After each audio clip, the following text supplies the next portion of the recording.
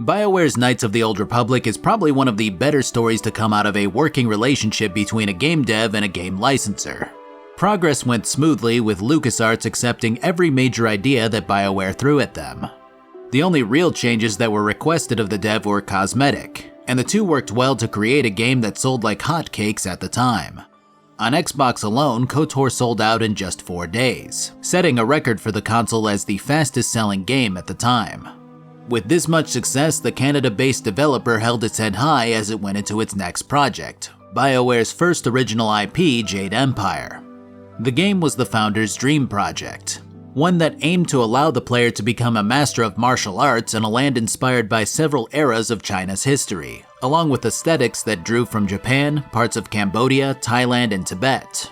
BioWare's usual turn-based system was scrapped in favor of real-time action, one that incorporated several martial arts style that had the team using motion capture for the first time to aid their efforts. While this contrasted with their experience working on KOTOR, the devs did bring in the same types of lighting elements that they used from the game to make Jade Empire stand out. Perhaps the best part for the more creative side of the team was that they were finally free to design anything that they could imagine.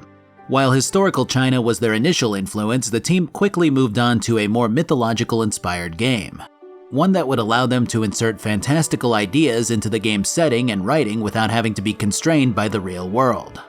This also meant that the writers didn't feel like they needed to hammer the players with required lore, making player freedom a priority when designing how in-game ideas were presented. A new language was invented to reflect the people of Jade Empire, and an orchestral soundtrack was created with the guidance of Jack Wall, who at the time had recently worked on Myst 3's soundtrack but went on to work on the likes of Mass Effect and the Call of Duty Black Ops series. With this much love and care put into Jade Empire, reviews of it were very positive, with critics applauding its imaginative setting, well-rounded story, and solid gameplay. But that's about all of the fanfare that the game got, as sales for Jade Empire started strong and dropped off fast. The last notable update for sales amounted to a worldwide 500,000 copies 3 months after the game's release. By comparison, Knights of the Old Republic had sold 600,000 copies in its first 3 months and went on to sell 3 million copies in its first 3 years. I had never heard of Jade Empire. The first time that I did, it was through people commenting about it in my other BioWare videos. I don't remember seeing it, hearing about it, or even seeing a mention of it before then. As such, I fell into the same trap that I'm sure many others do. If I haven't heard of the game, then why would it be any good, right? And yet there's this small chunk of my audience who has non-stop asked me to look at Jade Empire every time I've even mentioned the word BioWare. And so here I am. In this video, I'll be taking a look at BioWare's first original IP. I'll be analyzing its mechanics, its story, its characters, and whether or not the game was simply forgotten due to mediocrity or if it was just released at an inopportune time just before new consoles were being announced.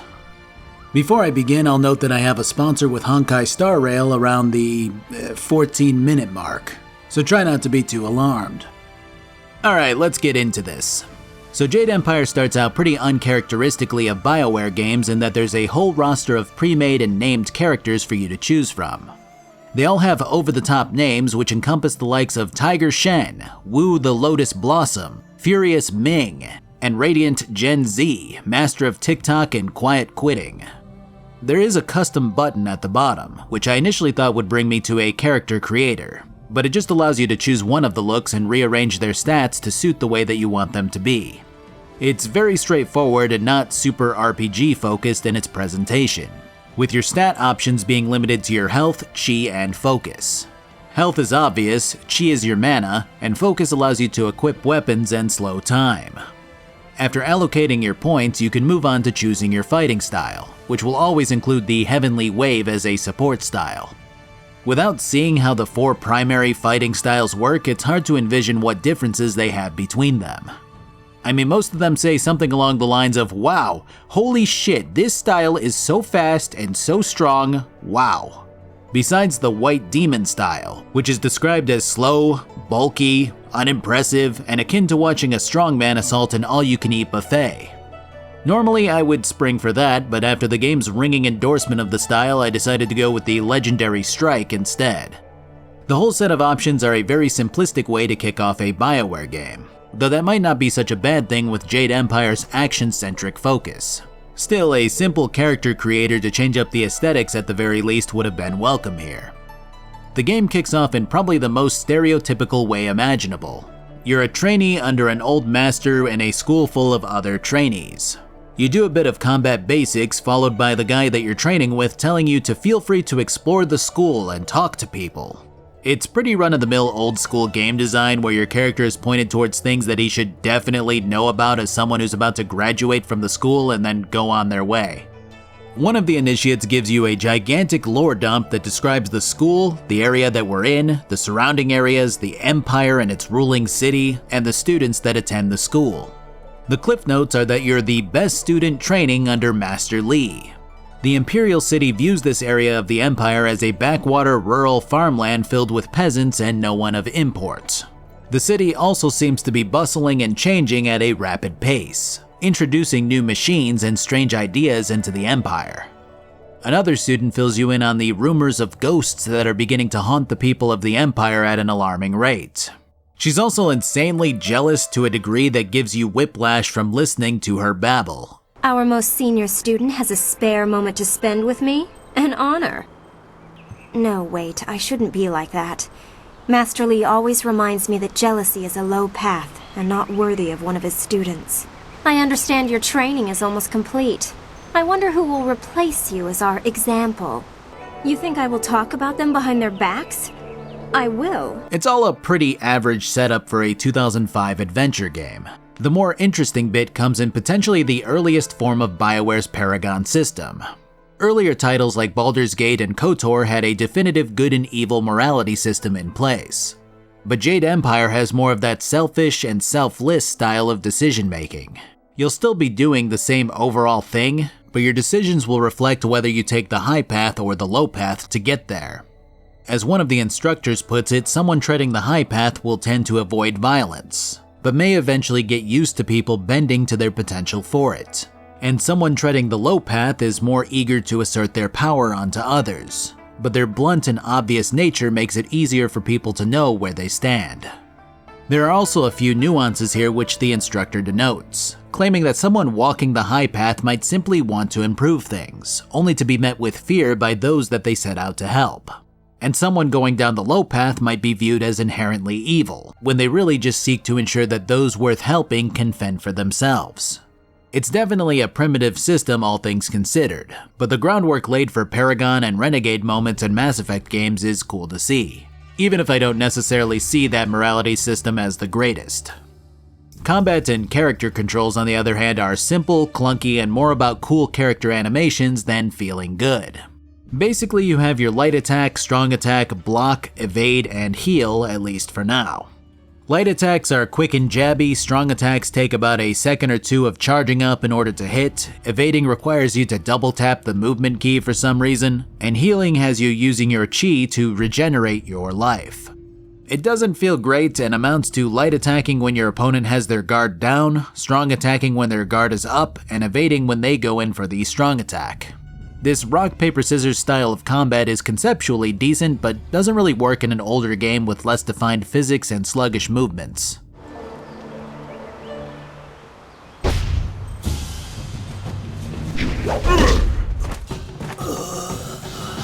Very good. This whole system does open up a bit more later with the likes of weapons, transformations, and magic, but the base mechanics don't feel incredible to work with. After getting associated with the school, you're called to meet with Master Li, who tells you how you're so very important, how your destiny is great, how your questions haven't been answered yet. All the very direct things that you would expect out of this type of game. Then bandits attack with cannons. I know, it's crazy.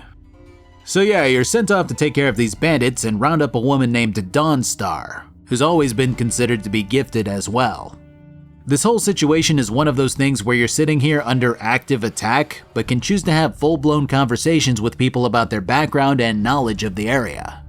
In Dawnstar's case, she can see the dead and has a talent for sensing ghosts in general. She's written like a two-dimensional stereotype who doesn't want any glory and consistently tells you that you're an amazingly talented individual who deserves the focus of everyone around here. She becomes your first follower, who assists in combat by either attacking or healing your chi. The follower system is fine, but having to pause the game to choose what I want to do with them on the fly is a bit clunky and ruins any sort of flow to the already flowless combat. After making it to the Weapon Master, you get to choose sword or stick, and I surprisingly choose sword. Like I noted before, focus is your meter for using weapons, and while they are powerful, you have to juggle your meters around to utilize them until you level up your sword later. Enemies that fall tend to drop orbs of meter which you can pick up mid-battle to keep you going, but the base fighting is about the same as it was when you were training beyond these additions. The bigger thing for me was the leveling up, which allows you to chuck a few points into your base stats as well as giving you points to spend across your styles. You get 1 extra point to spend with every level, which is jarring in the late game when you start getting 15 plus points per level. I suppose it encourages you to try out new styles, but once you get your core playstyle down, you likely aren't going to need those extra points. When you eventually make it to the Cannon Master, he proves to be wise in the art of squatting out ghosts as well, which can toss sub-zero ice balls at you while you fight them. When the guy finally decides that you're enough of a menace to be put down by him personally, Master Li comes flying in and eviscerates the guy's ship in one punch. Which, honestly, pretty fucking cool. Then Li gives him the old 1-2 and blows him out as well. Turns out that these guys were after Master Li specifically, but that didn't work out too well for them. Now that the threat has been quelled, Li decides that it's time for me to graduate and move on to my next big destiny-bound adventure or whatever. That's where this dude comes in, a walking rich kid stereotype named Gao, specifically Gao the Lesser. If my charm can't lift your spirit, I'll buy the ground from under you. Yeah, he's probably gonna be a boss at some point. For now, he's a mini-boss, which results in us sparring and him getting kicked out when he throws some kind of forbidden shadow bolt at me. Now that that's out of the way, we're to head to something called the Spirit Cave for our final test. No one knows shit about it, people don't come back alive sometimes, blah blah blah. There are a few side quests that you can take on before this, namely a lion puzzle which has you combining colors to make other colors, and an herb retrieval quest which has you taking on multiple students for a prize after mending one of them with the herb. By now, the pre-Mass Effect system is in full effect, and you're getting bonuses for being a nice guy or a bad boy at your discretion. When you return to Master Li, he finally gives you some answers, namely that he's the Emperor's brother, and that he used to be the general of his army. Before continuing, Li notes that Gao is eavesdropping on the conversation, causing Gao to run off. Now initially I had this entire little stint written out about how I felt about Li clearly knowing that Gao was eavesdropping but still deciding to tell him that he was the Emperor's brother. But this all makes sense later, so I'm just gonna kinda bookmark that one. From here we see a cutscene unfold showing Li rescuing my character as a baby from a small village which the Empire invaded. This invasion was initially at Li's behest, but he withdrew his support after he learned that his brother the Emperor was having his mind poisoned by his right-hand man. This right-hand man is known as Death's Hand, and at this point he's definitely going to be the boss of the game with how he's described. The monks of the village that my character is from supposedly guarded an ancient evil from being unleashed onto the world, and Death's Hand sees that evil, causing the spirits which we've been hearing about to begin walking among our kind. Now at this point in the story, I was kind of a little bored. It was definitely setting up for something more grand, but it took a very long time to get there, and a lot of the stuff seemed very predictable, very generic, kind of action-oriented kung fu game. So that was my thoughts at the time, and these do change a little bit more later, so I'm not going to give any real feedback on this part right now until we get all of the information. Alright, before I carry on here, let's move over to my sponsor for the video, Honkai Star Rail. So Honkai is a modern-day strategic turn-based RPG from BioWare's, the creators of Genshin Impact.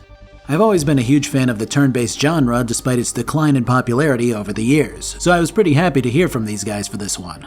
Honkai's sci-fi setting has the player traveling through various worlds around the galaxy, collecting over 20 companions with normal fantasy names and one named after a day of the year for some reason.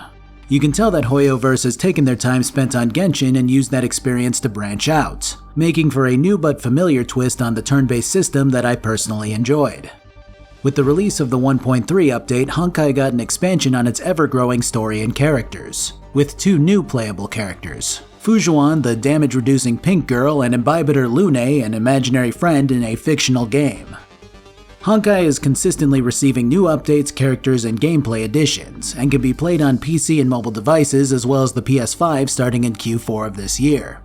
If any of this sounds like something you can get on board with, feel free to check my pinned comment and use my promo code MB6N2TVCSQ9F for 50 Stellar Jades. If you didn't memorize that string of characters, you only get 49 Stellar Jades, sorry. Thanks, guys. So Master Li reveals the Spirit Cave, which he describes as a dangerous place filled with spirits who have tried to get to the underworld and failed. Heading through this cave has you smashing pots, looting silver, and finding the amulet that Li stole away from the monks along with you. This amulet is something that attracts spirits to it, but is also a powerful tool in the right hands to help set everything right. Mechanically, it's an upgrade that allows you to socket gems, which will affect your build depending on what you choose. After putting more spirits down, the ghost of a lady reveals to you that you're the last descendant of a tribe of spirit monks, which only further cements your great destiny that the game continuously tells you about. Also, she lets you choose between fire and ice powers, which is neat. Ice is always the right choice, let that be known. When you return from the cave, it turns out that Gao has kidnapped Dawnstar, because why not? We head off to the swamp in the outskirts in pursuit, and wind up teaming up with a dude named Zhu, who's reluctant to help you at first, but eventually accompanies you to find Dawnstar. This game's characters can be a little wordy. While that might not be such a bad thing when they have interesting things to talk about, it gets a bit excessive when you're having a conversation and the guy goes, "Well, I can't help because I don't want trouble. I mean, I know I just had trouble, but I don't want more trouble, so I won't help. Though maybe I should help. I mean, I did see where they took her, but I don't know. Okay, yeah, I'll help, even though I don't want trouble. Let it be known that I am helping, but only because I want to, even though trouble is something I want to avoid." I just find a lot of Jade Empire's dialogue to be a coin flip on whether or not I check out mentally during long speeches. And it's not a particularly compelling trait to have in a game with clunkier mechanics overall. Anyways, Dawn's busted out of her bindings because Gao's a cartoon character who stuffed her into a man-sized sack and then dragged her off into the swamp. She then ran away into a cave in the swamp, which the locals have nicknamed the Swamp Cave. I don't know how they came up with that one. So we run through the cave taking on ogres and toad demons. They look intimidating, but everything is level scaled in this game, so they're about as tough as human enemies. The end of the cave has Gao confronting Dawnstar. He basically states that he had his dad set the school on fire after he learned the true identity of Master Li. Then there's a boss fight. This twist was entirely unpredictable here, and I feel like no one could have seen it coming. Yeah, early BioWare, well, their writing was decent for its time, but a lot of it was very direct. That's not always a bad thing, but it becomes a bad thing when characters act like dipshits. In this case, Gao all but tells these guys directly that the school has been torched by his dad. And after Gao is defeated, Dawnstar is like, I wonder what he meant by what he said. My guy responds with a casual, who knows, that guy was nuts. And then he proceeds to get friend-zoned hard by Dawnstar after he miladies her. Well, the way that Gao has decided to blow up the village is by calling the US Air Force. Okay, now you have my attention. This is probably one of the cooler facets to Jade Empire, in that it mixes traditional martial arts movie aesthetics with mythological creatures and technology that uses magic. I particularly like that the fighter jets are modeled after dragonflies. It's a really neat touch. Even weirder though is that the game now transitions into an old school top-down shooter stage which takes inspiration from games like Galaxian. I gotta hand it to them, the writing here might be weak, but the ideas are real fun. When we get to the village, it is burning. We fight on through the waves of assassins before finding a survivor, one of the students who gave us background info from before. I think his name was Henry. So Henry here gives us a little flashback scene depicting Death's hand in one of his presumed lieutenants raising the village and sending out Lotus assassins to kill anyone in their path. Gao's men showed up later, seemingly separate from the Lotus attack. Master Li gave himself up willingly, which Zhu notes as uncharacteristic of someone known as the Glorious Strategist. Anyways, all is lost, and you get to choose whether to take the flyer that you brought in to attack the leaving Air Force or just evade them. This is actually something that I think the developers weren't too sure about, because I think pretty much every single one of these little Galaxian sections is optional. I mean, it's basically exactly what you expect it to be. It's not super riveting by any means, but I guess it's kind of fun in its own little arcadey way. But the fact that it's pretty much always optional tells me that they weren't super sure that it belonged. Soon after, we crash land because we don't have a wind map to help us navigate, which is a convenient requirement to fly properly. Zhu thought that since we made it to the village fine, we'd be okay to make it to the next one too. This is the end of Chapter 1, and I have to say, well, this is the first time that I played a BioWare game and I've been completely fed up this far into it. Yes, there are redeeming qualities to Jade Empire, but it's extremely rough around the edges, and it's very hard for me to look past it with no nostalgia for the game. Chapter 2 doesn't do too much more for winning me over, as the majority of the writing only continues to be terribly cliché and unenjoyable towards the beginning, even when new characters are introduced. The best example is this mysterious ninja woman, who witnessed us walking away from the destruction of the village. She mistakes us for members of Gao's troop or even Death's Hand assassins, and a fight ensues. Then when it's over, she goes, "Well, I know that you aren't either of those because you don't have the brand that marks them." Really, man? Additionally, it feels like nearly every fight has a break before or after to explain what's going on, instead of relying on the player naturally figuring out who's attacking us and why. It's just very video gamey in a bad way, and it's difficult to continue to try to treat Jade Empire fairly because of interactions like this. Alright, so we make it to the village and find someone who served under Li when he was still serving the Emperor. She goes, yeah, I knew this day would come because Li told me that it would, and I have a huge information dump for you, but I gotta make sure that you're ready for it." So she teaches me a martial arts style to help with chi recovery, and then tells me about where to find the second piece of the amulet that I retrieved from the spirit cave. Additionally, she fleshes out the details of why the Empire attacked the monk village that my character is from. Basically, there was a long drought which took its toll on the land. And in desperation, the Emperor decided to kill a spirit which watches over the dead, known as the Water Dragon. This Water Dragon is the ghost lady who we spoke with before, and her body was used to end the drought. In doing so, though, the dead would no longer find their way to the underworld, causing the myriad of issues which many of the smaller villages have been facing as of late. Isn't it a glorious day? Oh, I know, people complain and grumble, but honestly, I think they're overreacting. The Great Dam's been opened and the river level has dropped. Ships can't navigate the river and nobody can fish. But I think people are overreacting. Basically, we're suffering some minor inconveniences, which I'm sure will soon be resolved. Still, there are a few alarmists who scream and cry that our town is dying. Welcome to Tien's Landing, home of miserable people besides this guy. This is actually where the game starts to turn around, which is very welcome after the rather boring introduction. The town is surprisingly big, with a fair amount of little things to do. Basically, Lotus assassins came through here and opened up the dam, causing the lake here to dry up. Sailors are stranded and causing a ruckus. There are good and evil trainers which will only reward you for fully committing to the open palm or the closed fist. The minister is completely dismayed about everything, and thieves and thugs prowl the streets. Minister Sheng is probably my favorite character here, as his constant routine of simultaneously being full of himself and self-degrading is amusing to say the least. Ah, my favorite subject. Ask, and Sheng, Imperial Minister of Harmony for this entire region, will let you bask in the glory that is me. Don't! Why, how dare... Yes, you are right. I am minister of this bleeding pus pool of a town. And yes, it is because I am in disfavor. Are you through? Because you haven't yet picked on my appearance or my family history. Why stop short of completely obliterating the last little bit of dignity to which Minister Sheng clings? But more importantly comes the good or bad decision here.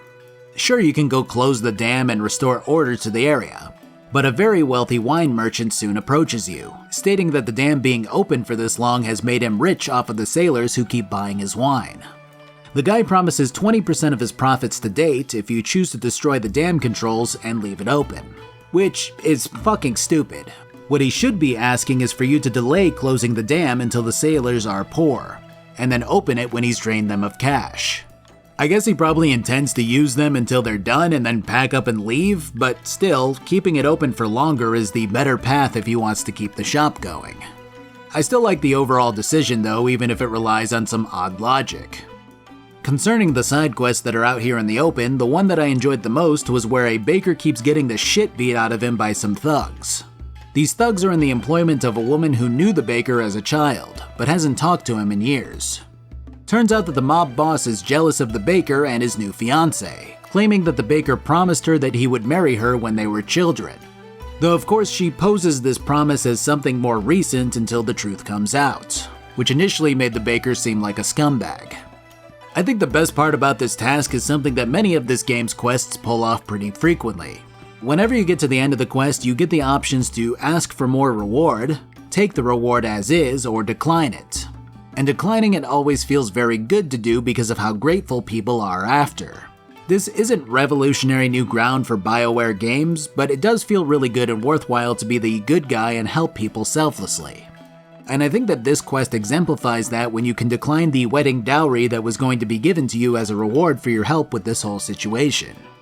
But the best part of this quest is that it leads to the aftermath, which has the mob boss here asking you to help her find a husband so that she can escape this life where everyone hates and fears her.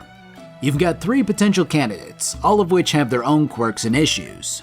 You can also offer to marry her yourself. So, how's the husband hunting going? I love you. Ha! Don't make me laugh. But that doesn't work out because she thinks you're too heroic, stoic, chiseled, big-cocked, and financially stable for her interests. I get it, that's just how it goes sometimes. So I set her up with Big Tien. My name's Tien, but everyone calls me Big Tien because I'm so big. Big! Yes, I can see that. You aren't really the sharpest knife in the rack, are you, Tien? Hey, that's what my old father always says about me. He also says the key to farming is hard work and happy thoughts. I think they're a good match. Tien's Landing also has a sizable tea house, which has some of the more interesting quests attached to it. It's recently been acquired by a man claiming to have an Imperial writ that proves that the land is his, causing the old woman who owned the place to turn it over to him. For the kind old lady, she never even considered that the man could be lying about having an official writ. But when you try to confront this new owner, he simply states that he doesn't carry around a 400-year-old writ just to show people. Here's where things get interesting, but also turn out to be a waste of potential. BioWare's come up with some pretty fun puzzles in their games throughout the years, and I thought that this might be one of them. But what happens is that the barkeep claims that the guy who took this place over goes through 3 stages of drunkenness. First he's friendly but still has his wits about him, then he's depressed and eager to confess his sins, and finally he gets really paranoid. So you're trying to aim for that sweet spot of self-hatred. And I thought that this would be one of those things where you drink with the guy and get to understand his quirks and mannerisms to figure out when to ask him about the Imperial writ. But then the barkeep goes, alright, so you want to aim for 7 or 8 drinks, but not 9. Here's a strong spirit that's about 3 drinks worth, and then we have the 1-to-1 peasant wine. Wow, what a puzzle. I don't know, the flavor of the quest is good, but the execution is shitty. After the guy sobers up, you can either take a bribe from him or turn the tea house back over to Grandma, which I went with, obviously. As far as the rest of the place goes, there's a town drunk upstairs who we'll get to in a bit, and then there's an ogre in the corner. This poor guy accidentally killed an ox when he was working on his master's farm and was so upset about killing his friend that he ran away. You can convince him to head back if you want, and that's that. It's not a complex quest by any means, but it does show that ogres can be more than mindless cave monsters. If you listen to an old man, he'll tell you that Tien's Landing is in its 2nd iteration. Basically, the emperor rolled through one day and decided that he'd build a dam in the area. Since the peasants know nothing about dams and trusted the emperor implicitly, they continue to go about their business and not worry about it. When its construction was completed, the village began to flood, with the water getting so high that it formed a lake where the village was. It's an interesting bit of knowledge that reveals how these people thought of the Empire before it began to become more corrupt, and it's a welcome and sorely needed breath of fresh air to help pad out the game's setting a bit more. The story also lends a bit more background to our main task, since the amulet piece that we're seeking wound up in the old village that's only been recently unveiled when the water level fell. Using the key that we retrieved from Master Sheng, we can head up to the ruins and the dam area. But we can also talk to our allies around the campfire to get their thoughts on the situation in BioWare fashion. I guess I never really got into who Zhu is and what he's about. He's kind of a hard character to fully grasp, and I think it's more of an awkward writing structure kind of thing than general mysticism. His voice acting is some of the better stuff in the game, which makes sense given the absolute host of voices that this guy has under his belt. But basically, Sagacious Zhu was a Lotus assassin who decided to leave the group right as Death's hand was rising to power. The guy knew and revered Master Li, and is currently trying to wrap his head around everything that's happening here, seeing as he thought Li was dead until now. He's a stern man who's pretty paranoid and on edge at all times, but he feels duty-bound to help you in your quest to hopefully right the wrongs in the Empire. As such, he's pretty committed to the idea that the Emperor must have been taken advantage of somehow, but not in the way that a fool might be. It's hard to discuss Zhu's feelings on the Empire and its ruler, since he seems to be in complete denial about what led to its current predicament. So instead of getting any real information from him about his feelings, he instead gets upset when I claim that the Emperor could be an enemy, and he continues to spell out possibilities without committing to one and issuing his personal judgment of the situation. Dawnstar, on the other hand, seems to be content thrumming on in the background of all of this. She doesn't have anything new to add or personal feelings to share, so there's not too much to work with. I probably won't be rating the companions of Jade Empire like I tend to do with other BioWare entries just because they're all so primitive compared to other games. It's a bit of a letdown, but none of them have tremendously complex personalities or struggles that I can tap into and analyze. So for video structure's sake, I'll probably just mention them as they come up and not really rank them. So the road to the dam leads through the old village where the spirits of the drowned float about. Along the way, we encounter Lotus assassins in command of rat demons which search for the amulet for them. This whole area is home to some really damn cool ideas and scenery, continuing to chip away at my initial impression of the game as uninspired. In terms of side quests, you can help the ghosts of the orphanage rest by having them kill their former orphanage leader, or by leading him over so that he can bury their bones.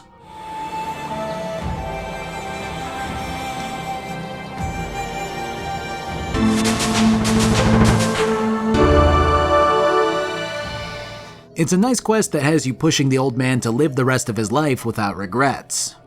Beyond this, there's a small quarry area off to the side with some tougher ghosts of former prisoners to fight. The fights are a bit tougher due to quality and quantity of ghosts, but manageable. The dialogue here is, not amazing. I'm Yushi. Stabber Yushi. Strangler Jizu is king in this place. I'm a ghost, but I'm a little girl too. If I ever die and come back as a ghost, I'm gonna tell people shit like this for no reason. The outside is so close. I can see it, but this puddle is blocking my way. I can't walk through the puddle. I can't. I drowned when the flood came. It was cold and dark, and now I can't touch the water.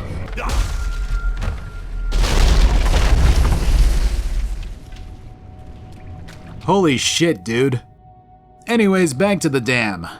So we walk up on a couple of guys who are openly discussing the password for the dam controls, I think. I don't know. Then they notice me and one bolts off while doing everything he possibly can to stop me from continuing.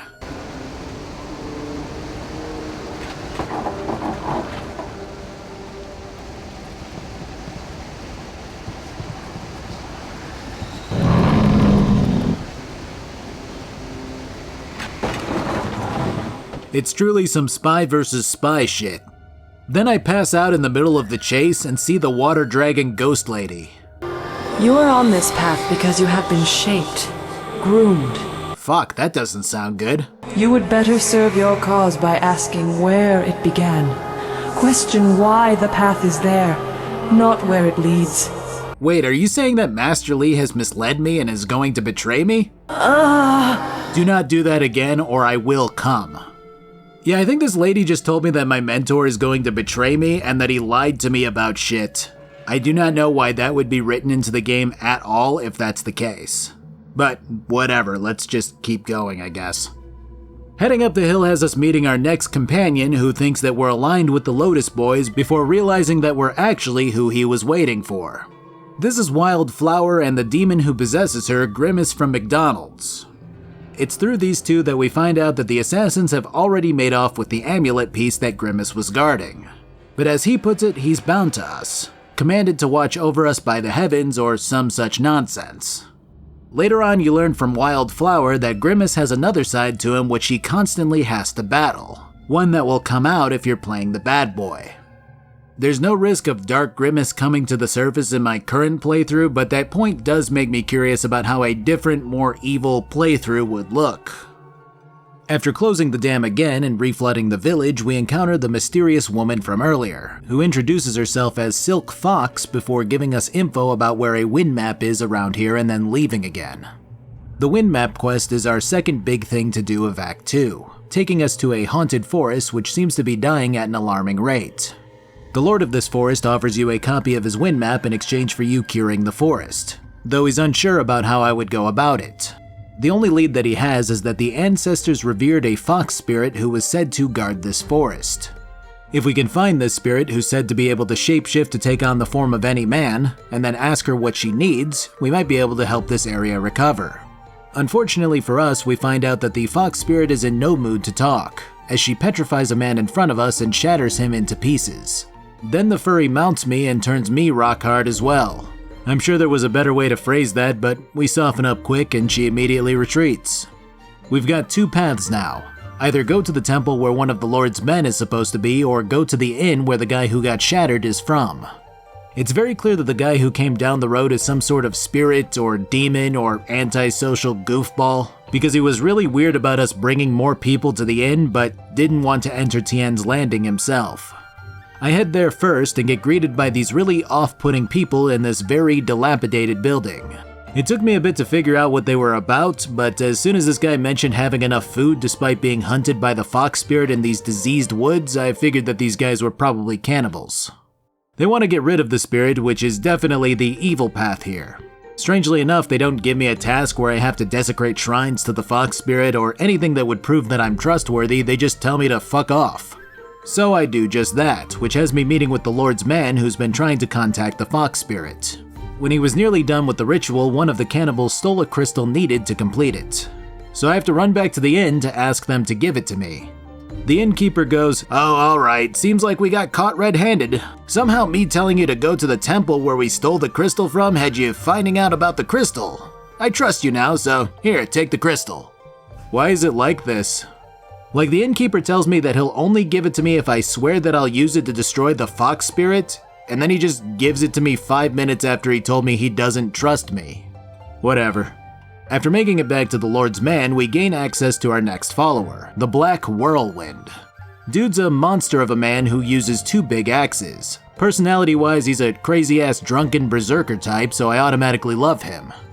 He had never lost a battle according to him until I came along, so he's still a bit befuddled about that. Background-wise, the guy killed his dad at the age of 7 since his father beat both him and his brother. Then his mom disowned him and he started wandering from town to town looking for work. Also, one time he got hired to settle a dispute between 2 clans who both wanted the most beautiful clanswoman in their group. So he cleaved the woman in half so that each clan could have a half. Then he killed both clans when they turned on him. Great guy, I love him. This next bit is a light puzzle which uses the crystal and some furnaces. I'll walk you through the complex steps here. The Lord's man tells you that there are 4 colors. Each one represents a season. We only need 2 of those seasons, summer and winter. That's red and blue. I hit the red and blue switch. Man, BioWare really thought less of Xbox players, huh? Either way, I open a portal to fucking heaven. Honestly, last thing I thought would happen here. You could have told me that a monster appears instead of the fox spirit, or the shrine explodes, or that a portal to hell opens, and all of those would have been less surprising. When walking into heaven, we get greeted by our next follower, a guy who got demoted to the sales department of heaven and wants to join me so that I can buy and sell items from him and to him whenever I want. I gotta say, the originality is top-notch. Anyways, heaven is filled with topless furries. If this game were more popular, society would look completely different today. The furries are currently staving off a constant assault from hell, which is led by someone known as the Mother. I can't believe BioWare stole inspiration from Diablo 4. So the Mother is the leader of the cannibals, and the lead furry is the leader of heaven, I guess. Well, this part of heaven. Whatever. You can choose to kill the fox spirit for the cannibals if you want, or you can do this whole ass other quest which involves heading back to the inn and having the cannibals reveal their true nature, which is ghoulish and pretty sluggish. They did keep one human captive here who goes by Henpecked Ho. Man, did they have some good names in this game. Ho is your next follower, who is a former practitioner of the Drunken Master style. His whole shtick is that he can toss you bottles of wine to transform your style in battle, which is kinda fun. He also no longer fights himself due to his wife who controls his every move from how he describes it. So we storm the cannibal caves and the cannibals are down here eating people, if you can believe that. Shit's bonkers. Getting to the end has the Mother popping up, which just looks like a bigger cannibal. I imagine that you can't damage her, but I didn't try because not only did the game give you an obvious cutscene clue, it also has Ho yelling at you to break the pillars which hold up the ceiling so that the Halo players can put the square peg in the square hole. And then that's it, win map acquired. I gotta say, I'm actually kinda having fun at this stage. Yeah, the combat is still pretty archaic and the dialogue is, well, it can be rough. But a lot of the ideas here are super fun to play through. And the settings that I've run around in are actually some of my favorite that I've seen out of older games. I do gotta say it's weird that the Lord here mentioned that the fox spirit can take the form of any man, but that never happened. Either way though, we're on to our last leg of Chapter 2. Earlier on, the town drunk from the tea house promised to close the dam, but instead decided to constantly get wasted. You can intimidate him into foregoing that task to instead take you up to a group of pirates on his barge. These pirates have access to an intact flyer, which is our final required puzzle piece to get the hell out of Dodge.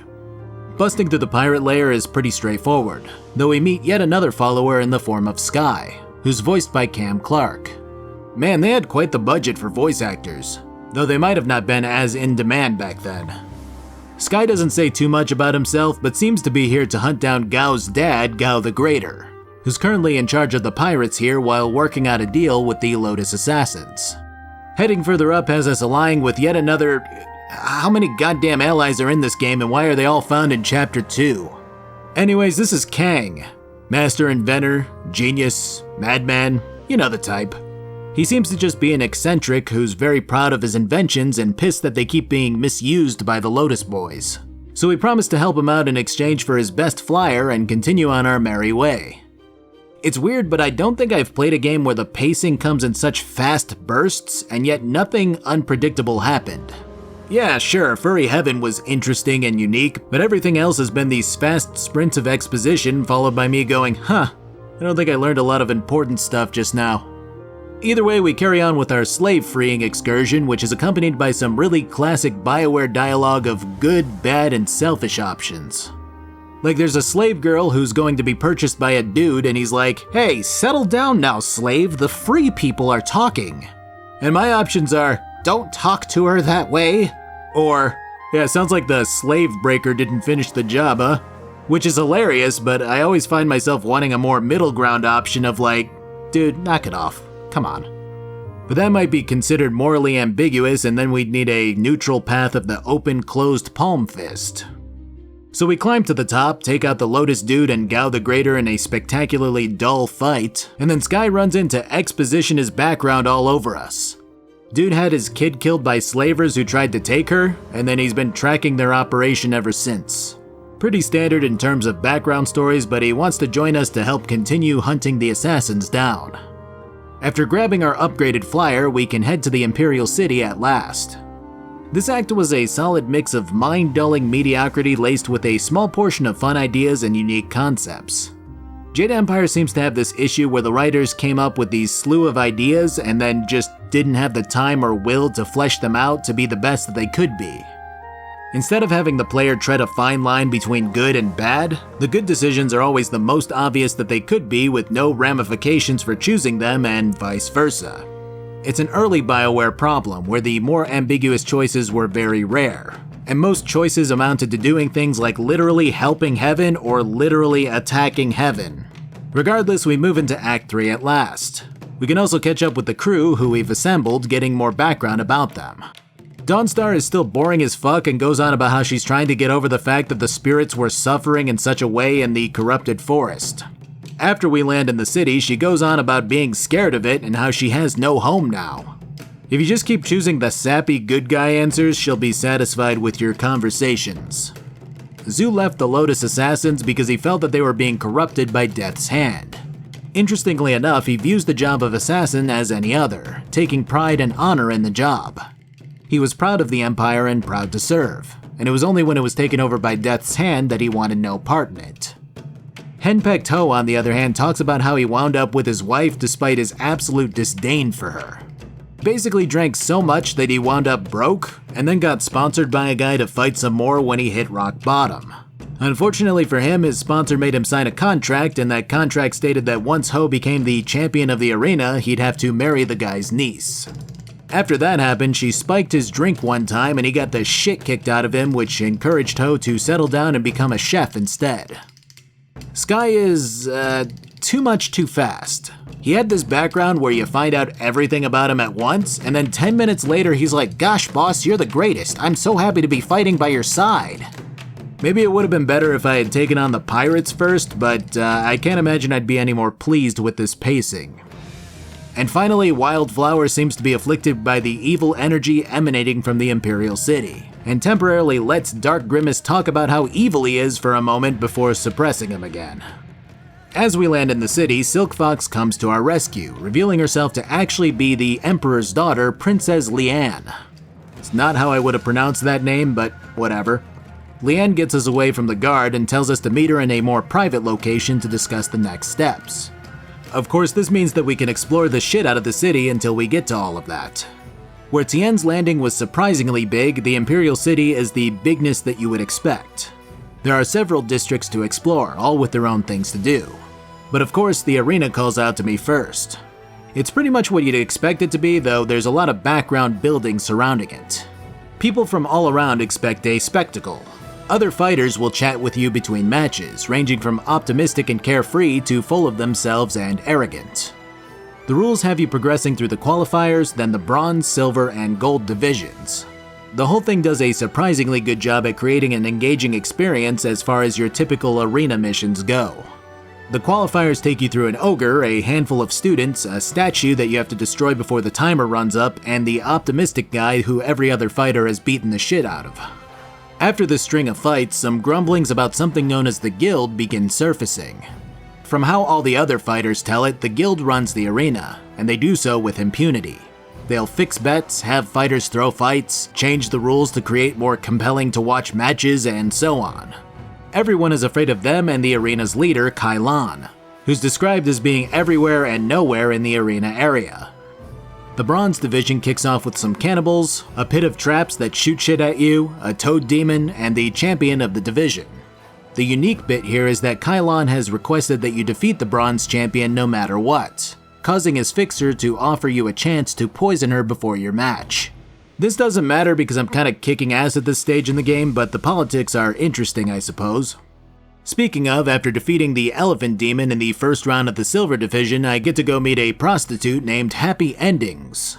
I am Happy Endings, famed courtesan, and it is a pleasure to greet you. Couldn't resist making that joke, huh? Anyways, I actually get to go meet with Kai Lan. He's ready to start dealing and begins going on about having me throw fights or win them when he deems it necessary to do so. Then he starts rambling on about how Gao the Greater was part of the upper ranks of the guild, and now that spot is ripe for the taking for Kai Lan.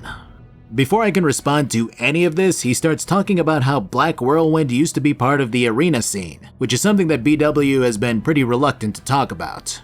And I'm sitting here thinking that Whirlwind must have done something particularly heinous for him to not even want to talk about it.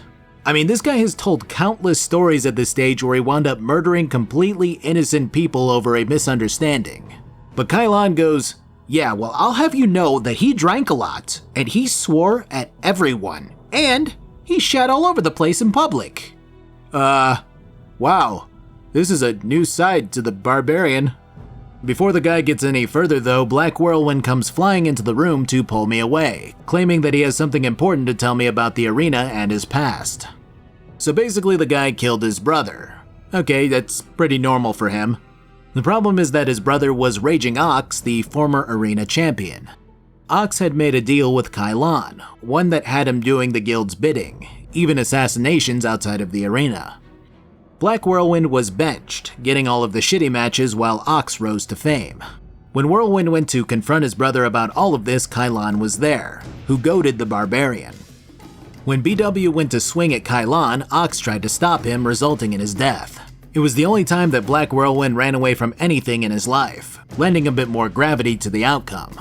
This whole stretch of story is pretty fun and definitely interesting, but weirdly enough, this is one of the only times where the game isn't structured for you to choose the obvious good or the obvious bad. Like, you would think that choosing to work hand in hand with Kylon would definitely be an option here, but when you're interrupted, Black Whirlwind pulls you down to the basement to chat about all of this. And then Kylon's fixer follows you, causing you to have to fight him no matter what.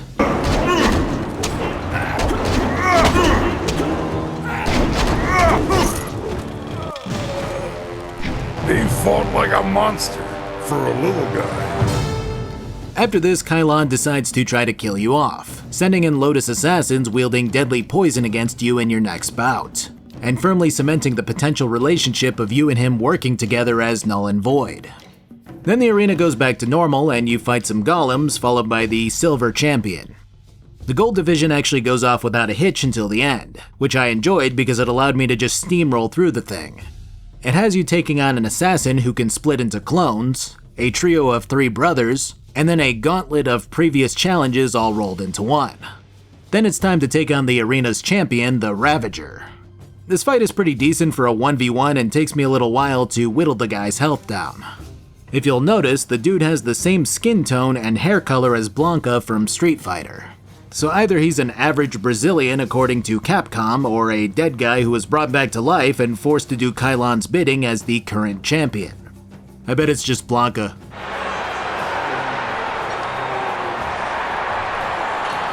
My basement flooded, so I had to change my recording setup, so don't be alarmed.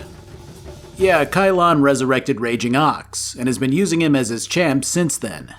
BW isn't happy about this, and re-kills his brother out of pity before challenging Kylon directly. Kylon is only interested in fighting you, but you can choose to accept his challenge or to have Black Whirlwind do the fighting. This fight is pretty tough and relies on more than just swinging like I've been doing up until this point.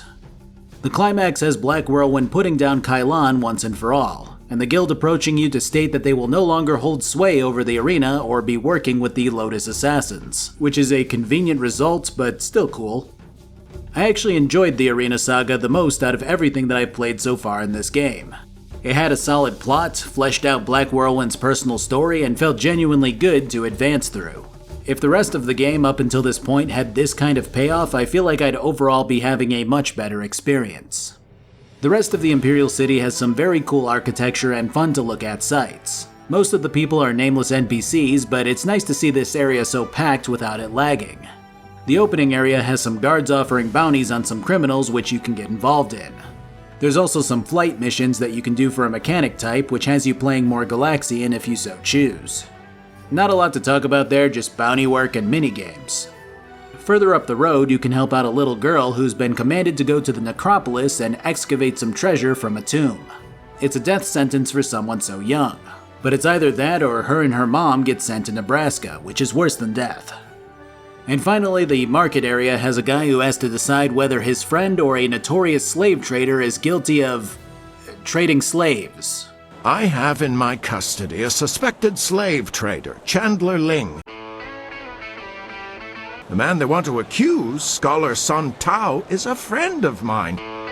Yeah, I guess the slave trader has friends in high places and is in the process of getting off the hook. But you can put an end to that or help it along if you want to go good or evil. The next part of town is an academy known as the Black Leopard School. It's just another martial arts training ground, but with a mini-story attached to it. You got your Good Master and your Bad Master. Bad Master teaches novices to seize power, trample the weak, and cheer for Ohio State. Good Master teaches his novices to be kind, help others, and wash your foreskin. In order to gain the eye of either, you have to work your way up the power rankings. Eventually, you find out that the Bad Master wants to take the school over, but has actually already killed the Good Master.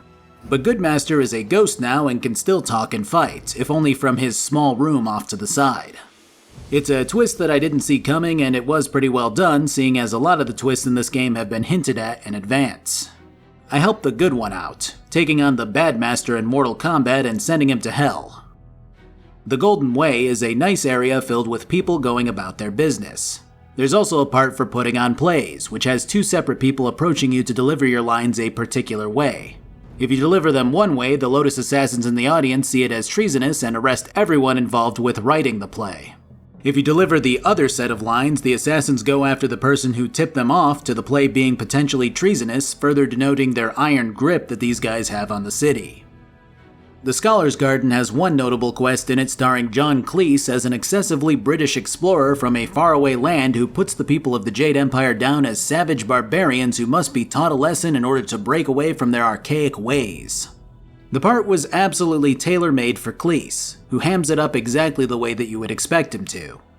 The explorer has taken to driving people of the Imperial City crazy, spouting off about how backwards the Empire's people are and winning debates both verbally and physically with his blunderbuss rifle. The mantle falls on you to defend your people's honor, and take the explorer on in a debate before fighting him as he shoots at you. If you lose the fight, he finishes you off in a special death animation before you have to reload. If you win both challenges, you can claim a number of prizes, with the most unique one being the guy's rifle. I can't say that I saw this whole skit coming, but it definitely adds to the game in a fun way. Meeting with Silk Fox has her claiming that Death's Hand has simply corrupted her father, and that if we can bring evidence of his evil to the Emperor, then we can stop Death's Hand once and for all. Nothing is that simple, but sure. To get this evidence, I'm to infiltrate the Lotus Assassins as a recruit, which presents me with 2 options. Either get their attention at the arena through brute force, or try to get in good with their infiltration division. They'll both get you the same thing in the end, but the option is cool for another playthrough for sure. Though apparently you could do both tasks if you wanted to go above and beyond. Silk Fox joins your party from here, as you might have expected, making her the final follower until the last stretch of the game. And my god, is she a complete bitch. Like, she's supposed to be this catty ninja type who comes from a rich family, but holy shit, some of the stuff that she rattles off is just... That is true. I wouldn't trust any of the ragged homeless you have collected. No offense meant to those of you who are actually homeless, Dawnstar. Yeah, that'll teach you to have the personality of a plank of wood, Dawnstar, you bitch. I obviously went with the arena route, which had me meeting with the Executioner, who then directs me to join the other recruits at the end of the necropolis area of the city. Zoo isn't happy with this plan, stating that doing any sort of investigation into Death's Hand will only lead to misery. Then he literally sneaks away, like he just Scooby-Doo's off to the left and no one sees him do it. We'll get to that in a moment. We have another round of talking to people now that everything is rolling along, but the main thing is that there is romance in this game. You've got 3 options as a guy and 2 as a woman, seeing as Dawnstar will only go for guys. But the other 2 are Silk Fox and Sky. Sky is boring. His background is fine and all, but he doesn't seem to have much of a personality. The only way that you can get his romance as a guy is by directly rejecting the other 2. Otherwise, it never even comes up. Dawnstar is the exact same way, with the only thing special about her being her sixth sense bullshit. Oh, and once she realizes that Silk Fox is interested in you, she tries to halt everything because she fears that she's losing control of you and the situation, which is a pretty big red flag. Speaking of which, Silk Fox is a walking red flag if you hadn't noticed. These might be the worst fucking romance options I've ever seen in a game. Alright, fine, fuck Silk Fox, marry Sky, kill Dawnstar. Now that that's sorted, let's hit the necropolis. Every big city needs a part of it filled with dead people, especially if tangible ghosts and spirits exist. Man, these guys made some really fucking cool looking spiritually haunted areas. Fun to look at, not bad to navigate, what more could you ask? I've got to dig the holes, fill them, and balance the books and everything. Nice, proper burials. I guess you can ask for this guy who wants you to kill ghosts. He marked his house with a sign that has a house painted on it like an Animal Crossing villager, so I think he's probably a good dude. The necropolis is gigantic, which is the third time that I've noted this game's map size. There's also quite a bit to do in it regarding various spirits that haven't been able to rest or are just evil. There's not a lot to say about the specifics, but I don't think I'd call these side objectives bad by any means, just pretty average to decent. The real shit happens at the end of the path, where we happen to see Zoo tiptoeing like a cartoon character and sneaking into one of the buildings here.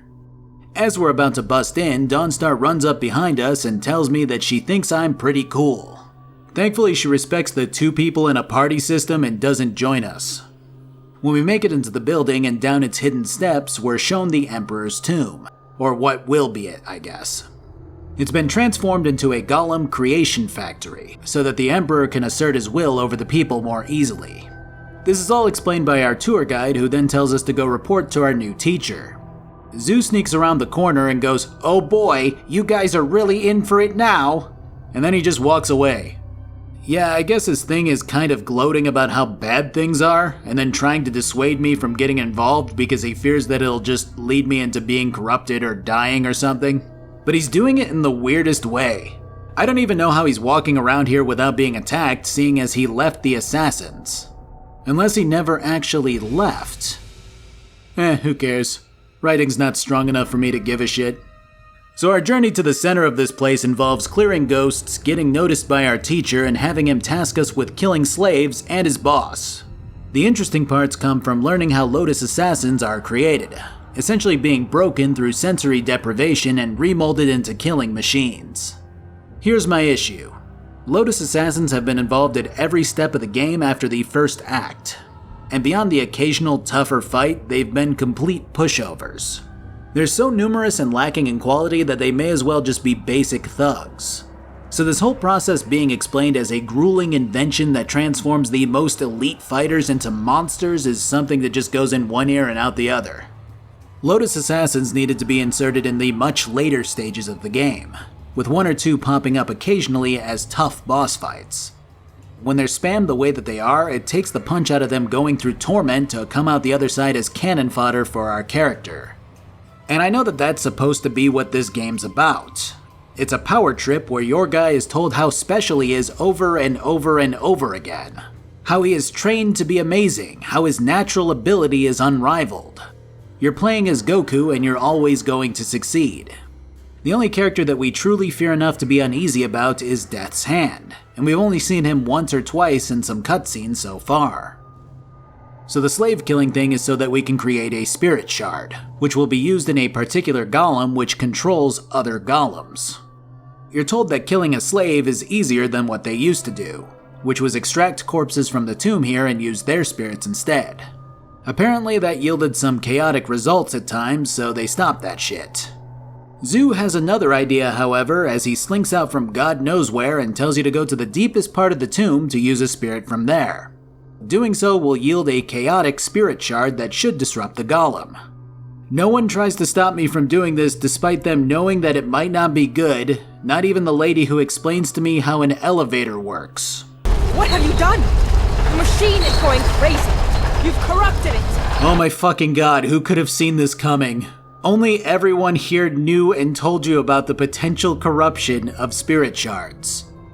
Before this, Zoo appears once more somehow to state that he now trusts that I'm a spirit monk, and that he's going to go fuck on off again. The intrigue is palpable. I wasn't gonna mention this, but at the start of this whole bit, there's a group of new acolytes who start hazing me immediately. There's 4 of them, and they send in one of the 4 to beat me up. That didn't go over well for them, and I went on my way. Well, when I get off the elevator, the acolyte shows up again and claims that she's gonna jump me properly now that she has numbers on her side. Her numbers are the same remaining 3 that she had before. I honestly haven't struggled this much with a game in a long while. Alright, so Spirit Shard down, boss killing engaged. This one takes a while and involves you traipsing back and forth between all of the areas of this place.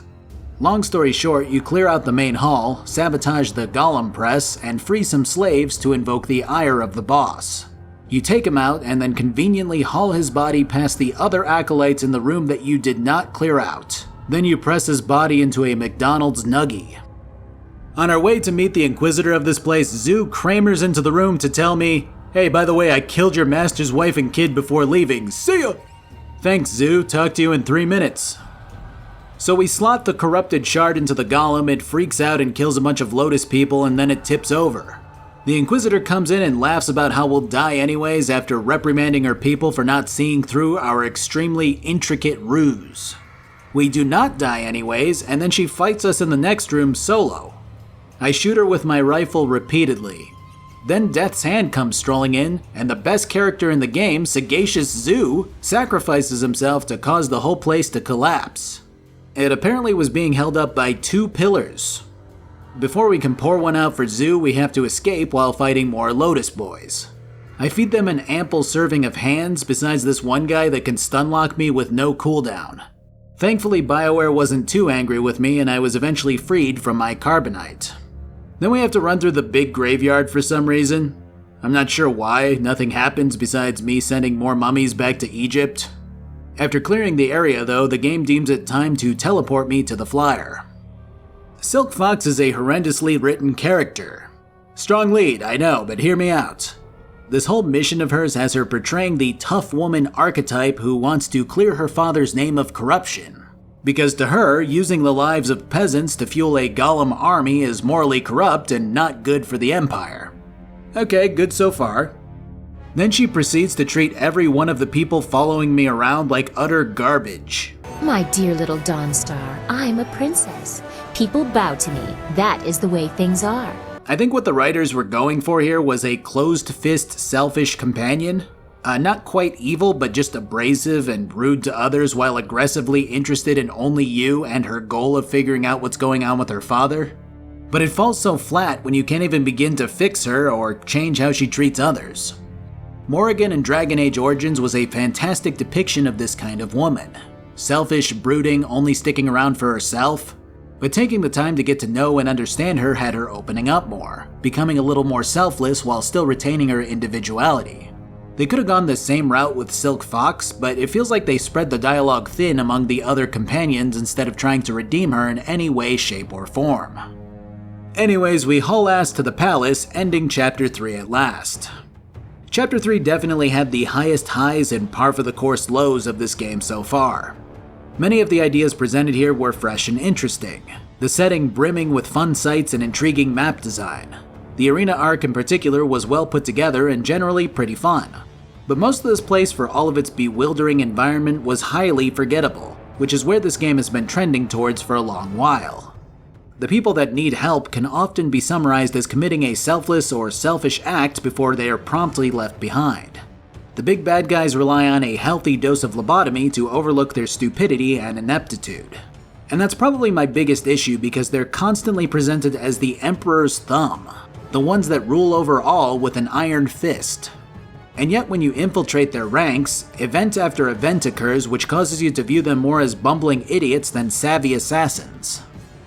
Regardless, our side questing is pretty much over and we can move into our final acts of the game. Chapter 4 begins with us landing at the floating palace and promptly having to choose whether Grimace or Dark Grimace gains permanent control over Wildflower. We get teleported to Rom the Vacuous Spider's realm, pull out our Hunter Blunderbuss, and start blasting the Toad monster. When this is done, we take a 5-minute walk straight to the Emperor, which surprised me with how sudden it was. So here's the rub. The Emperor's dead as hell, but he's a ghost and shit. Makes sense. He's also every bit as evil as people have been imagining him to be, which doesn't sit well with Silk Fox despite her being told repeatedly that the Emperor is probably corrupt. I mean, I guess it's her father, so whatever. A fight with the minions breaks out and then we head over to fight the Emperor. Now there's a caveat to all of this in that the Emperor tells you that you're being manipulated, that you were set on this course from the beginning.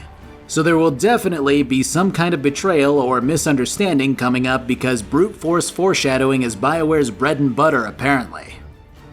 Alright, so first the Emperor fight. This one was actually kind of fun because he goes immune to your weapon when he pulls out his weapon and then immune to your martial style when he goes hand to hand. It took me a moment to figure that out, putting me on the ropes for a bit before I could regain my chi. So yeah, it was a fun fight. Once he dies, Master Li proudly greets us and grabs the spirit shard which was keeping his brother alive in spirit form. He's gonna betray me. I was just told he was gonna betray me. He's gonna do it. Even the flaws.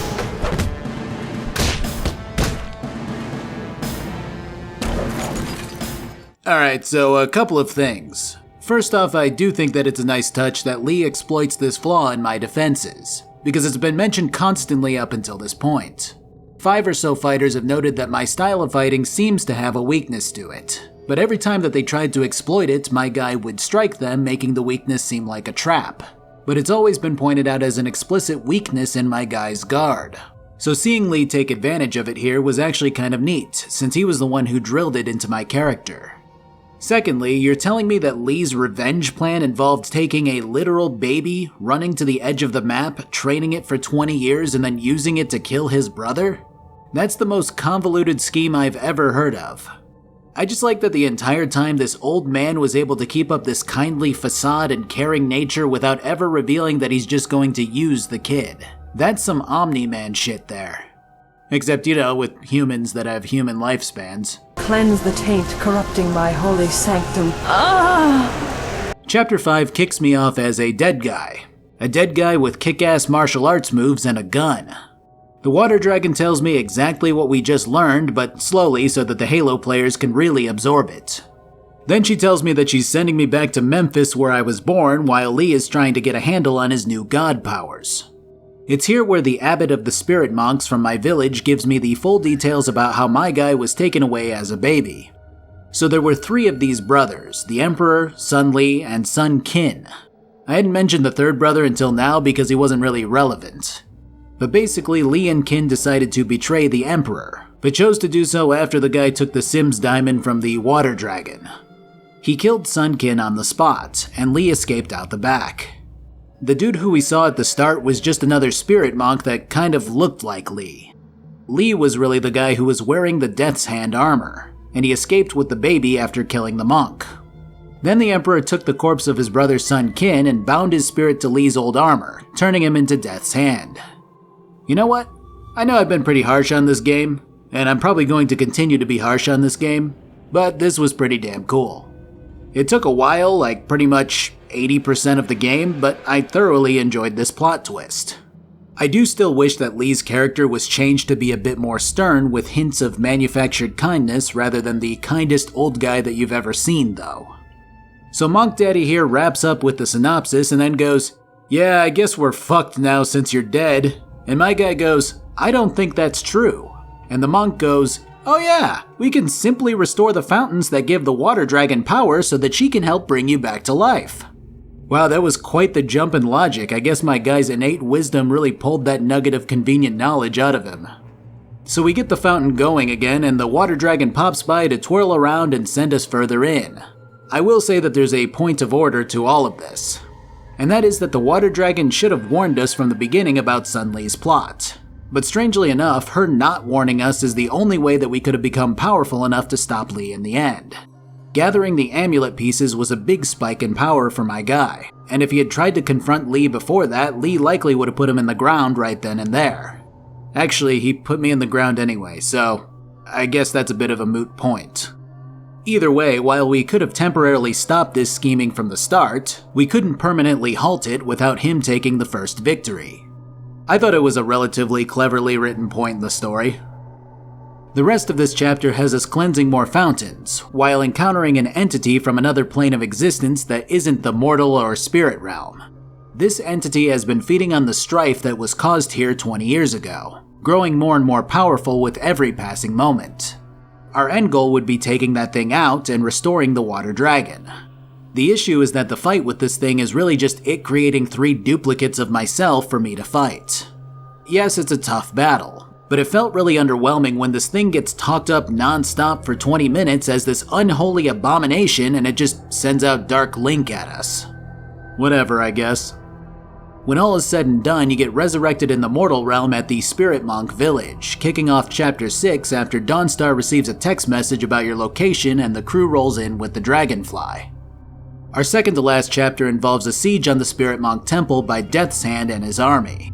We get a day to explore the temple and palm Dawnstar's head like a basketball before taking her to the closest tent and pretending like the other 6 people are in the other tent. During the night's sleep, Lee invades our dreams and makes us fight visions of the past before we wake up and start the defense plans. Kang wants to blow up the bridge with powder kegs, which definitely could have been done ahead of time, but whatever. This means that we either take control of Silk Fox or Dawnstar and defend him in this weird sort of side-scroller level. We can also take on one more flyer mission if we want, which caps off the minigame with a boss fight. Then things are kicked over to Black Whirlwind and Ho, who defend the courtyard. And finally, Sky pretends to betray you, luring Death's Hand to the back of the temple and blowing him away with powder kegs. It doesn't kill him, but it does weaken him. What's strange is that this always happens regardless of your treatment of Sky, to my knowledge. But it's set up in a way where he could have actually betrayed you and made this next fight with Death's Hand harder. But apparently he just always goes through with this. Weird. After taking Death's Hand down, Lee appears in his spirit form to taunt us, before raising the Undying Soldier up again. Here you can take control of Sunkin's spirit to fight the Armor Husk, breaking Lee's control once and for all. What's interesting about all of this is that Lee continues to be one of the best written characters in the game, if not the best. He doesn't see himself as a villain and harbors no malice about anything that's happened. The way that he sees it, his brother was destroying the Empire with his chaotic decision-making, and needed to be stopped. And honestly, it's true. The issue, obviously, is that Lee isn't necessarily the best choice for the Empire either. He's smart and cunning, and he does want it to flourish, but attaining godlike powers hardly seems to be the best option. Plus, he refers to his dead wife and kid as his possessions. And that's a Reddit red flag if I've ever seen one. The event that follows here is equal parts cool and stupid. Your choice now is to free Sunkin from this world or continue using him as Death's Hand. And on the surface, the idea here is that the morally good decision is to free this man's spirit from his bonds, whereas the bad choice is using his power. But that could easily be spun the other way around. Sunkin was not a good person. He was just as corrupt as his 2 brothers. He just drew the short straw during their clash. Why should he be let off with a slap on the wrist and sent to the afterlife where his spirit can rest? Shouldn't he serve to rectify his wrongs before being allowed to go free?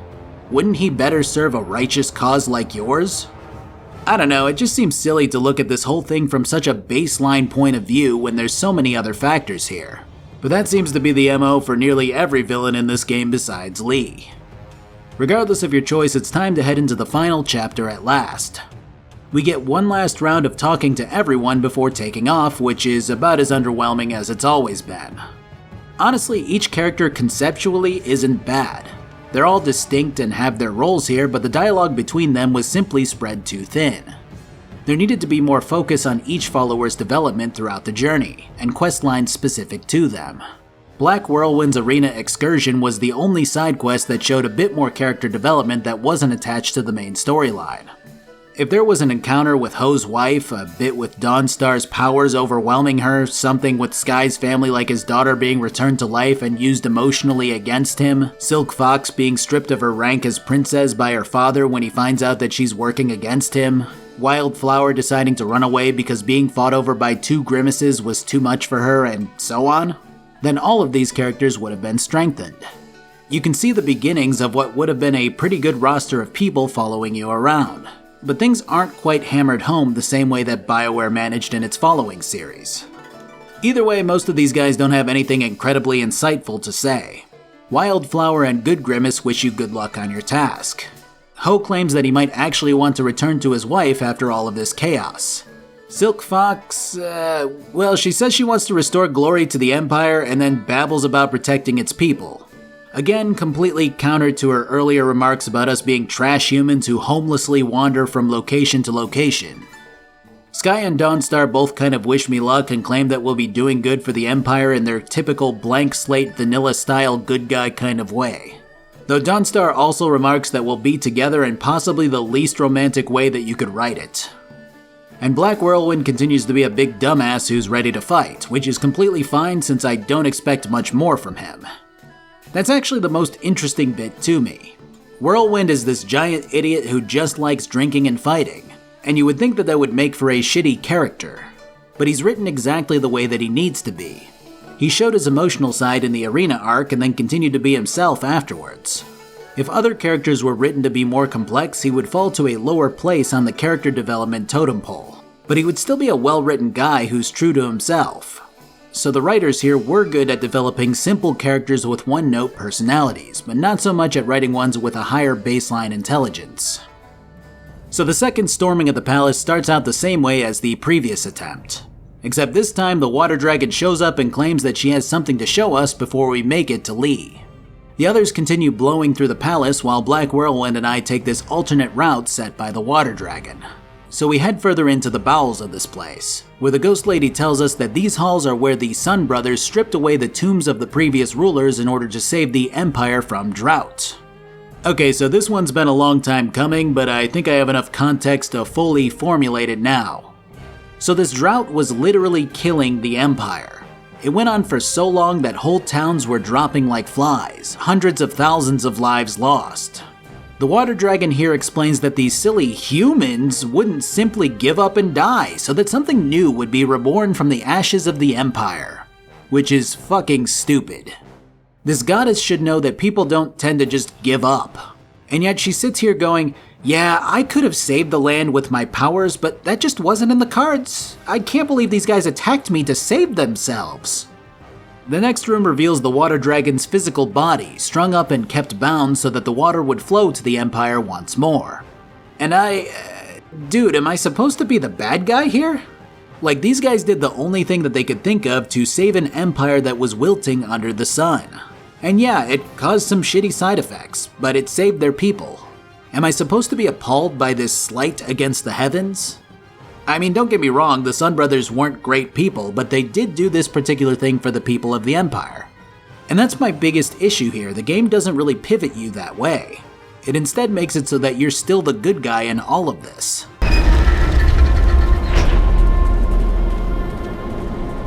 No! By all the heavens.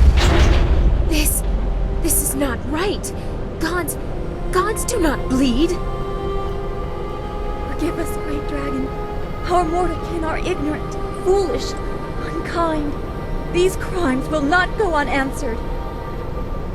I have never seen such a crime against the proper order of things. Every freedom I cherish is violated by this. Look, I don't care. And that's the problem, because this game was written from the point of view that the gods should be praised and worshipped and admired. And that's fine to write a culture that way, but you have to understand that it's likely going to clash with many of your players' personal views. I can't rip my own thoughts away and try to empathize with the shock of these people seeing a god's body on display. It would have been fine if a few of these guys felt this way, but others felt like it was something that was necessary to save the Empire. It's okay for the Sun Brothers to have been right on this one account, but still be total dickheads who used their power of the gods to put down the peasants of their empire. This could have been a fantastic morally gray stint of writing, but the game continues to paint this as the gravest of sins. And to me it feels like the water dragon is more concerned with herself than anything else.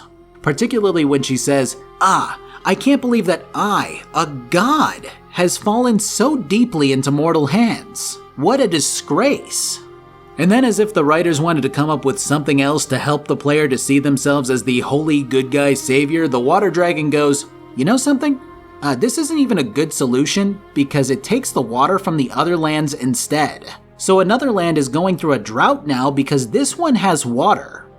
Ironically, that logic makes me distrust her even more. I mean, her fucking body is sitting in front of us bleeding out and she's desperately pleading for us to free her. Why wouldn't she say something like this to push us further into the idea of helping her? This entire chunk of exposition caps off with the water dragon going, yeah, so I'm dead, like, I can't be restored in this form. You should free my spirit so that I can be reborn. Which, again, seems like she's more concerned with her own suffering without the ramifications of a drought returning to the land and affecting the lives of hundreds of thousands. Don't get me wrong, it's very human of her to think that way, but that's the problem, she's not a human. She's a goddess who has continuously claimed that she's trying to help humanity. Just not like this, I guess. I will say that one of the things that BioWare excels at is good versus bad decisions, at least thematically. The writers have historically struggled with much of the whole Paragon and Renegade decision-making, but they'll occasionally strike gold with certain actions. And these ending actions are pretty well done for what they are. So the good decision is destroying the machine that's draining the water dragon's blood. We do this by throwing a pointy stick at one of the parts. Yeah, good thing no one tripped down here and accidentally kicked a twig into the machinery because this thing blows up like a Michael Bay film. Now the bad boy decision is, well, it's way more fun. So basically your guy can get it in his head that maybe he should be the one to control the water dragon's power. When we were in the spirit realm, we found that the water dragon's powers were disrupted initially by mixing human blood into the fountains at the Spirit Monk Temple. Using that knowledge, we can choose to do the same thing here, disrupting Lee's powers long enough for us to kill him and take control of the water dragon. To do this, we need to decide which follower we would kill between Ho, Sky, Silk Fox, and Dawnstar. I think I already decided on this one earlier. Of course, they decide to stand against you and get help from the dragon to fight you here. After slaughtering all four, we approach the waters with a big old bowl of blood and dump it, netting us the same result as if we had destroyed the fountain. Again, it's a cool difference between these two decisions, and it felt particularly brutal to do this as someone who played the good guy for the entire game. Actually, doing all of the good actions and then one big evil one completely inverses our karma to max out in the red. And it's also very poetic because we're kind of mirroring exactly what Master Lee did to us. I just wish that there was a true good ending to all of this, where your bonds with your followers caused you to be able to have one of them willingly sacrifice themselves because they know that you will truly use the water dragon's power to improve the lives of everyone. Hell, it could have been considered a selfish but neutral ending rather than a true good one depending on the writing support that it got. But I don't know, I guess we have to settle for good or bad. The good ending has us fighting some monsters which Lee molds from stone, before he petrifies us, causing us to have to battle the manifestation of our inner demons with the help of our friends. Then we get to Lee, who has a proposition for us. If you hear him out, he promises that he will create an empire with an everlasting stability, one that will persist on with its people in mind. If you take him up on this offer, he presumably kills you and erects a giant statue in your image, telling his people that you helped to stabilize the empire. Your name lives on in the heart of those who persist after, and the glorious strategist successfully establishes communist China. This is your lesson for today. To be happy in your station, you don't need to know. We don't need to know. Who showed us how to sacrifice for the greater good, so we are free to live in peace? The hero and the glorious strategist. Who has ensured that the Empire will endure forever? The hero and the glorious strategist. It's a good alternate ending, I like its inclusion. But let's get to the real endings instead. So the final fight looks something like this. Mirabelle.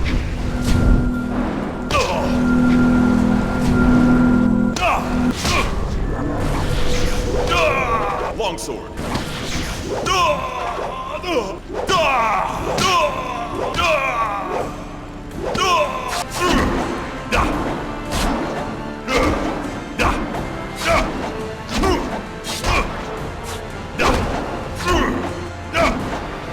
It's not a good fight. But that's okay, this isn't a good ending either. So Lee dies and the water dragon pops out of him and doesn't even thank us. Then she floats off and everyone claps. The end. I'm not kidding, that's the ending. The epilogue slides don't even give us courtesy concept art, just words. Dawnstar and my guy live happily ever after. Silk Fox took over as the Empress of the Jade Empire and everyone clapped. Sky took over the guild and helped to end slavery. He is literally the Abraham Lincoln of BioWare games. Henpecked Ho, he He had septuplet daughters with his wife, and then he tried to poison her, wound up accidentally eating the poisoned bun, lost his credibility as a chef, became a delivery boy, and never came back from his first delivery. It's the milk and cigarettes run of legends. Grimace bailed on Wildflower and went back to heaven, and Wildflower went on to live a real life without that dog in her. Kang kept inventing wacky, goofy shit for the rest of his days. Black Whirlwind decided to fight demons for a while, got bored, went east, killed a bunch of people, returned from the west instead despite not knowing that the world is round, stayed for a bit drinking wine, got bored, and then went north. Now that's a character arc, baby. Oh, and Zoo's still fucking dead. Just making sure we're covering our bases. I just love how the entirety of Lee's character arc revolved around ending a decade-long drought and restoring peace to the Jade Empire using the corpse of a goddess, and then the drought that should have returned after the water dragon was freed is never mentioned again. It's literally a happily ever after ending with zero gray areas or ramifications for doing what we did despite there actually being justification for Lee's actions. It's fucking silly, but I can't say I expected any more from this game's writing at this stage. The bad boy ending is, not a lot better, honestly. So you go through the same fights as last time, except this time there's only 2 people to help you while you're trapped in stone, so you have to fight more enemies. When you break free, you have the exact same conversation with the exact same responses from Lee as the good ending. The loyalty you inspire is also tiresome, but I respect it. Yeah, I inspired them into the fucking grave. I mean, come on, man, did they not really write a difference in this bit? So we fight Lee again. Longsword, longsword, longsword, longsword, longsword, longsword, longsword, longsword, longsword. Wow, I guess that did go differently after all. So after going through another round of longsword, ice block, I defeat Lee again. Nearly the same cutscene plays out, but with an addendum that shows all of the Lotus assassins bowing before me as I throw Lee's body down the steps like a duffel bag. And then that's it. There's no mention of those who died in the aftermath slides as you might expect. Grimace got cast out from heaven after he decided to... Okay, so Grimace served the water dragon and heaven, but he was programmed like a fucking robot. His main purpose was to protect me on my journey, but then I enslaved his boss. He apparently couldn't disobey his primary directive and heaven was mad at him for doing exactly what they told him to do.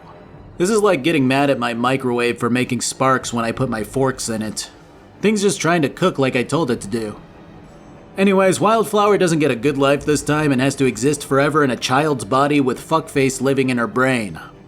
Big Dick Kang got to work making a shitload of tech for the Empire now that I was running it. But then he got upset that we were copying his machines and decided to fake his own death in a factory explosion. And Black Whirlwind did the exact same shit as last time. As you might imagine, nothing was mentioned about how well or poorly the Empire did beneath my rule. No notes about whether I ruled benevolently or let my power get the best of me and followed the same path as the Sun Brothers.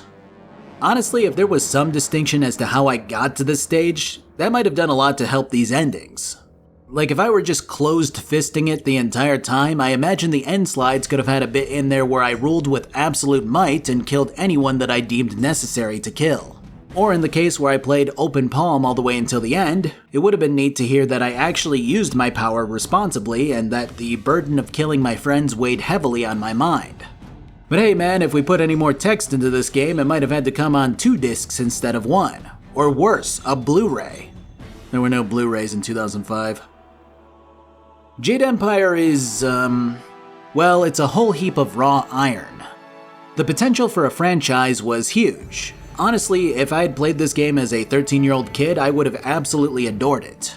But time affects everything, and the dated combat system, often subpar dialogue, and lack of details hinder it from being the gem that many claim it to be in my opinion. But let's start with the good. Jade Empire's setting and environments are immaculate. Even with the dated graphics, I feel a quantity of life and love emanating from this old game's level design. Gloomy, haunted ruins feel appropriately brimming with the energy of the undead. Bustling city areas depict a heaping pile of life laced with dirtier, rundown peasant areas and rich and powerful noble areas alike. The most hallowed and sacred grounds feel completely different from the darkest depths that house the most evil and horrific monstrosities. It's a wonderful blend of mythological and technological inspired theming that really sets this game apart from many others. And all of this distracts me from the idea that this game is linear, which is crazy when you think about it. Zones of the map feel big, and each fragment of this map takes you to a place that belongs in the overall world but still feels different from everywhere else that you have been. For as much as I harped on the game's character writing, Sun Li's betrayal did feel organic. Yes, BioWare still had points where it had its characters outright telling you to be perceptive of who's telling you to do all of this. But even so, Li's role did feel well executed despite my feelings that he shouldn't have been so over the top in his niceties. The twist worked, which is a huge plus for a game like this. What also worked was the flavor of many of the side quests. While their objectives weren't always worth mentioning, the idea that an explorer came by with a blunderbuss to put people in their place isn't this crazy random event that only happened because it would be funny. The NPCs adhere to the world that the developers created, doling out tasks that never had me questioning why these people would want the things that they do or are in the place that they are. And lastly, I do enjoy the surface level idea of the open palm versus the closed fist morality system. It makes sense on paper. You're either this benevolent person who helps any and everyone to live on, or you're someone who's more strict and would rather teach someone to fish so that they can survive on their own power. But that's where those ideas start and stop because BioWare has always had this issue with their morality systems. It's hard to not think of it as a good versus evil system when one option has our guy very kindly trying to help everyone and the other one has him telling them to fuck off and die. And this kind of thing only enhances one of the bigger issues that I have with the writing in this game. It's so fucking generic. You get told that you're the most special boy who's ever been special, and then literally everyone licks your asshole from the first area of the game until the end. You're just so cool, you're such a great person. It gets grading so fast because you never really have much to prove to anyone. But even putting that aside, nearly all of the main characters, followers, and villains are flimsily written and underbaked. You get the broad strokes and see the good ideas behind them, but then wind up waiting for the other shoe to drop for the rest of the game. Followers-wise, all of them have some special, funny, or interesting background to them. But it's really only Whirlwind who gets that moment to develop more, or at least have you understand why he is the way that he is. The love interests are all concepts that aren't fleshed out, and the frustrating bit is that they all had the capability of being much more. Your short barbs of conversation with them supposedly inspires a fierce loyalty to you, as mentioned repeatedly by plenty of people throughout the game. And yet most of them fling themselves at you as soon as you decide that you're going to try to use the power of the gods to make things good again. So the idea that they're loyal means absolutely nothing to you in the end, giving you no positive feedback for taking the time to get to know these people who follow you around to the afterlife and back. But I've griped about these guys enough. Let's talk villains. So setting aside Li, our enemies for most of the game were the Emperor and Death's Hand. Their parts didn't need to be more grandiose, but they definitely could have used some more redeeming qualities. The Emperor was this questionable entity for a long while. We didn't know if he was good or bad, being taken advantage of or taking advantage. And after a while we find out secondhand that he's just no good. Okay, cool. But why is he just straight up the worst person ever? He and his brother made a bold decision to save their empire. They did it to help it to survive. Why is he just a complete dick with zero morally good qualities or depth to him? All the writers really needed to do was have him boast about the good that he's done, the acts of kindness that he's bestowed upon the empire.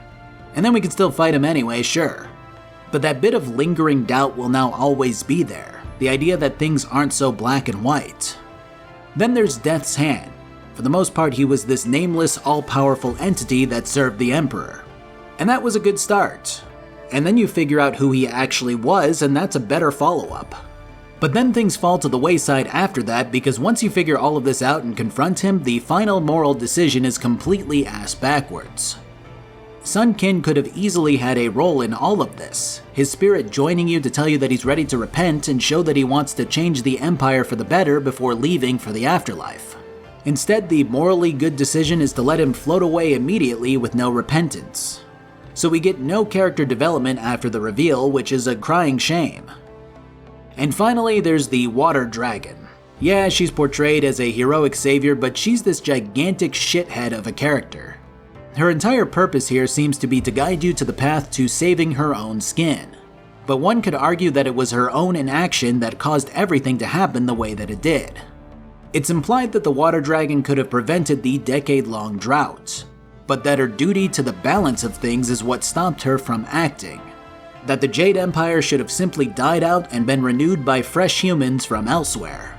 And then she has the gall to lament the idea that the humans fought for their lives and didn't simply give up and die. But the most inexcusable part about all of this is that the writers never once had anyone pointing out the water dragon's true part in all of this. Never once does anyone say that she might have deserved what happened to her, or blame her for the problems that the Empire faces. Instead, the cast either feels horrible, or they view her as an object of power and nothing more.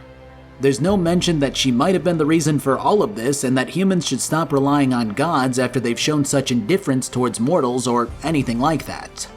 It's frustrating because all of the building blocks are here, but BioWare decided to build a bigger building block out of them rather than a marvelous castle. The drought is another plot point that could have been golden but turned into garbage because the game just forgets about it. And the reason it does is because if it had remembered it, then they would have had to follow the logic to its conclusion that doing the morally good thing and freeing the water dragon should mean that the drought returns to the land. The weak explanation tossed out here is that other lands are suffering when the Jade Empire usurps the rain. So let me get this straight.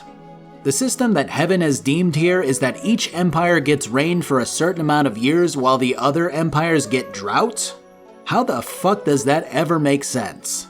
I mean, yeah, I'm going too far into this obviously poorly written plot point now, but I'm agitated because this whole thing could have existed nearly exactly how it did, but would have been 1,000 times better had one person just gone, wait, this system is flawed and sucks, we should not be listening to the water dragon. So yeah, I think I'm pretty much done. Jade Empire is fucking frustrating, because there are a lot of good ideas set in a fun and interesting setting, but nothing is developed enough to make the game actually special. The whole thing winds up with the game faltering and stumbling into one of the most forgettable and humdrum fizzles of a BioWare game that I've ever played. Which is probably partially the reason that it's become a hidden gem.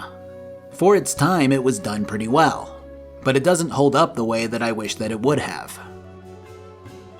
Thanks for watching. I know I went hard on the game and I apologize to the Jade Empire fan for that. We'll get them next time. Until then though, I have merch over at my merch shop unless it's sold out. Let me check. Nope, still there. I have a Twitch where I stream most Mondays, Tuesdays, and Fridays. I have a Twitter X where I X all the X's. Every time I look at that app on my phone now, I think I missed a phone call. I have a Discord where people chat about shit. Who knows what they're saying in there? And I have a Patreon. And that's it. Have a good one.